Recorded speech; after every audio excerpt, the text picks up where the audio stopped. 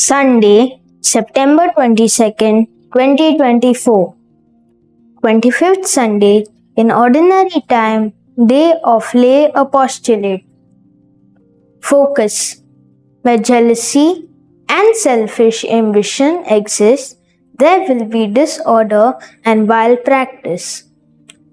When I first joined a parish lay group keen to serve, I was welcomed with enthusiasm.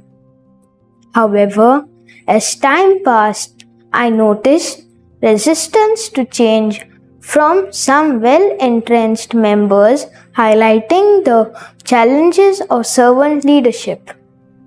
Leadership in the world often involves power struggles, mirroring the conflict and divisions James warns against.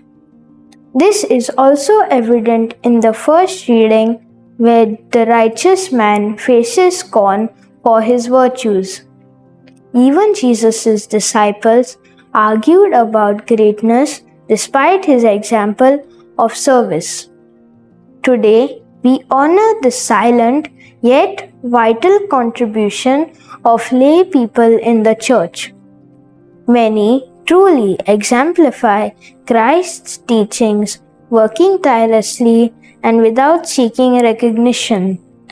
They serve the Holy Spirit rather than the spirit of ambition. They foster a spirit of servant leadership that transcends divisions and promotes peace.